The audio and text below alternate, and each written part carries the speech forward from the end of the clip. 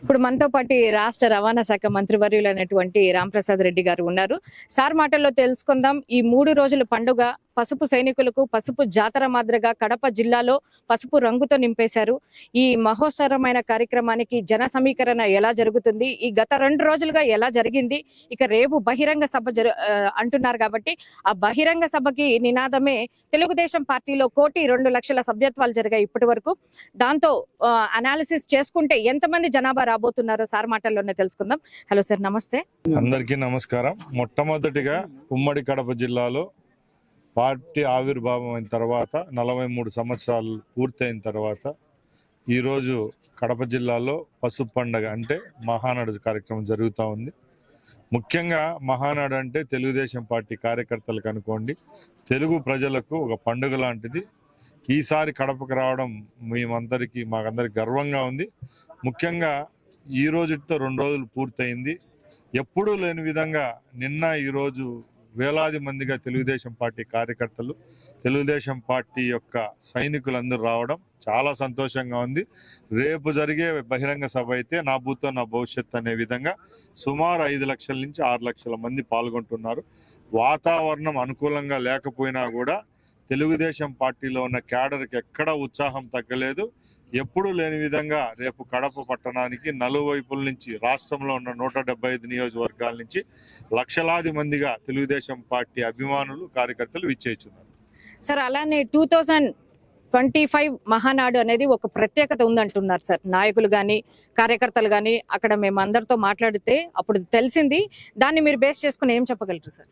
ముఖ్యంగా చంద్రబాబు నాయుడు గారు 4వ పర్యాయం ముఖ్యమంత్రి అయిన తర్వాత ఎప్పుడూ లేని విధంగా తెలుగుదేశం అలాగే కూటమి ప్రభుత్వం ఏర్పాటైంది. ఒక ప్రభంజనం లాగా సుమారుగా 161 సీట్లు సాధించాం. ముఖ్యంగా గత 1 సంవత్సరం నుంచి ఆ రోజు జగన్మోహన్ రెడ్డి రాష్ట్ర ప్రజల కన్నీళ్లు మిగిలిస్తే ఈ సంవత్సరంలోనే అభివృద్ధి సంక్షేమం అంటూ ప్రజల యొక్క నమ్మకాన్ని ఒమ్ము చేయకుండా పరిపాలన సాగించడం జరిగింది. అలాగే రేపు 4 సంవత్సరాలు కూడా రాష్ట్రంలో జరిగే అభివృద్ధి కార్యక్రమాలు అనుకోండి, పేదవానికి చెప్పిన సంక్షేమ పథకాలన్నీ అమలు చేసేదానికి గౌరవ ముఖ్యమంత్రి చంద్రబాబు నాయుడు గారు, అలాగే మా యువ నాయకులు లోకేష్ బాబు గారు ఇక్కడి నుంచి పిలుపునిచ్చారు. తప్పకుండా ఈ మహానాడు అనేది ఒక చరిత్రగా నిలిచిపోతుంది. సార్, కడప గడ్డ మా అడ్డ అన్నారు సార్ అపోజిషన్ లీడర్స్. వాళ్ళకి మీరు ఏం మెసేజ్ ఇస్తారు సార్? ఈ రోజు అక్కడ జరుగుతుంది కదా మహానాడు. ముఖ్యంగా అందరూ ఒకసారి గమనించాలండి. ఏ అపోజిషన్ వాళ్ళు అయితే ఎక్కడ అనలేదు ఆ మాట. ఎందుకంటే ఈరోజు అనేదానికి కూడా వాళ్ళకి ముఖం చల్లలేదు. ఎందుకంటే 11 సీట్లకు పరిమితమైనారు వాళ్ళు. ముఖ్యంగా కడపలో 10 స్థానాలు ఉంటే ఉమ్మడి కడపలో కేవలం వాళ్ళు 3 స్థానాలు మాత్రం గెలవడం జరిగింది. 7 స్థానాలను తెలుగుదేశం పార్టీ కైవసం చేసుకునింది. అలాగే గత 3 పర్యాయాల ముందు కూడా ఆనాడు 11 స్థానాలు కడప జిల్లాలో ఉంటే అప్పుడు కూడా మంచి మెజార్టీతో చంద్రబాబు నాయుడు గారు ముఖ్యమంత్రి అయినప్పుడు ఇక్కడ కడపలో కూడా మంచి స్థానాలు గెలుచుకోవడమే జరిగింది. కాబట్టి ఇది మాత్రం ఊరికేనే చెప్పుకుంటున్నారు కానీ తెలుగుదేశం పార్టీ రాయలసీమలో అలాగే కడప జిల్లాలో బలంగా ఉంది. ఈసారి అయితే మా వంతుగా గౌరవ ముఖ్యమంత్రి చంద్రబాబు నాయుడు గారు అడిగిందే తడువుగా తొలి గడప కడపలో ఈ కార్యక్రమాన్ని ఏర్పాటు చేశారు. కాబట్టి ఆ వెంకటేశ్వర స్వామి ఆశీస్సులతో తప్పకుండా ఈ కార్యక్రమం కడపలో చేపట్టాం. తప్పకుండా దిగ్విజయం అవుతుంది. సార్, మీ నియోజకవర్గం నుంచి సార్ ఎటువంటి ఇష్యూస్ పైన ఈ రోజు అధ్యక్షుడైనటువంటి నారా చంద్రబాబు నాయుడు గారికి తీసుకెళ్లారు సార్? ముఖ్యంగా మాది ఒకటే కాదు, 175 నియోజకవర్గాల్లో గత సంవత్సరం ఏదైతే ప్రభుత్వం ఏర్పాటైందో ఆ రోజు నుంచి ఈ రోజు వరకు సంక్షేమ పథకాలు ఏవైతే చెప్పామో అవి తూచా తప్పకుండా ప్రజల కోసం ముందుకెళ్తున్నాం. ప్రతి ఒక్క రోజు తెలుగుదేశం పార్టీ కార్యకర్త నుంచి మంత్రుల వరకు ముఖ్యమంత్రి గారి నాయకత్వంలో పనిచేస్తున్నాం. ముఖ్యంగా రాయలసీమ ప్రాంతానికి గౌరవ ముఖ్యమంత్రి ఈ రోజు కూడా ఒకటే చెప్పడం జరిగింది. రాయలసీమ ఆ రోజు కరువు సీమగా ఉంటే గౌరవ ముఖ్యమంత్రి చంద్రబాబు నాయుడు గారి నాయకత్వంలో ఆయన ముఖ్యమంత్రిగా ఉన్నప్పుడు అనంతపూర్ జిల్లాను హార్టికల్చర్ హబ్గా చేయడం జరిగింది.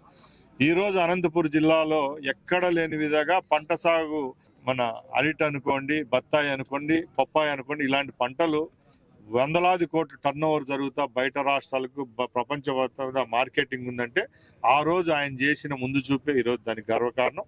అలాగే ఏదైతే ఆయన హామీ ఇచ్చారో గోదావరి మిగులు జలాలు ఏదైతే సముద్ర పాలవుతానో దాన్ని తప్పకుండా బనకచర్ల వరకు తీసుకొని వచ్చి గోదావరి జలాలను రాయలసీమలో పంటలకు ఇస్తామని చెప్పడం, అలాగే రాయలసీమలో ఉన్న అన్ని నియోజకవర్గాలకు తప్పకుండా జల్ జీవన్ మిషన్ ద్వారా నీళ్ళు అందించే పథకాన్ని కూడా చంద్రబాబు నాయుడు గారు ఈరోజు మీటింగ్లో చెప్పడం జరిగింది. కాబట్టి రాయలసీమలో నీళ్లుంటే తప్పకుండా రతనాల సేవ్ అవుతుంది.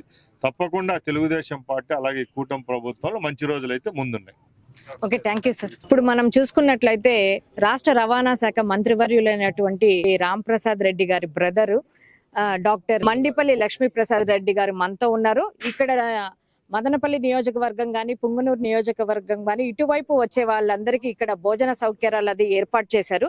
అది ఎందుకు ఏర్పాటు చేశారు, ఎలాంటి ఐటమ్స్ పెట్టారు, ఎంతమందికి ఎస్టిమేషన్ గా ఇక్కడ చేశారు అనేది సార్ మాటల్లోనే తెలుసుకుందాం. సార్ నమస్తే అండి. నమస్తే అమ్మా.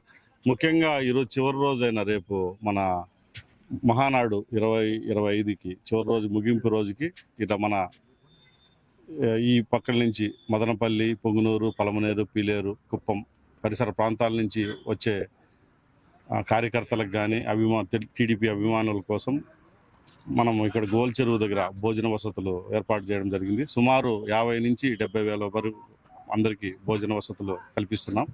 ముఖ్యంగా ప్రతి ఒక్కరూ ఇదే రూట్లో వెళ్ళే వారికి తాలూకాలు భేదం లేకుండా ప్రతి ఒక్కరు ఇక్కడ భోజనానికి ఆగి అందరూ భోంచేసి మరి చివరిగా చంద్రబాబు నాయుడు గారి మీటింగ్కు, లోకేష్ బాబు గారి మీటింగ్కి అటెండ్ కావాలని ప్రతి ఒక్కరికి కోరుకుంటాం. Thank you. అలానే ఐటమ్స్ బేస్ చేసుకుంటే ఎటువంటి ఐటమ్స్ పెట్టారు సార్? మా ఐటమ్స్ అంటే నాన్ వెజ్ భోజనం పెడుతున్నాము. మామూలు వెజిటేరియన్ వాళ్ళకి వెజిటేరియన్, నాన్ వెజ్ వాళ్ళకి నాన్ వెజిటేరియన్ 2 సదుపాయాలు కల్పిస్తున్నాం. మరియు మజ్జిగ, మామూలు ఎండ ఉంటుంది కాబట్టి మజ్జిగ కూడా ఏర్పాటు చేస్తున్నాం. Okay sir, thank you.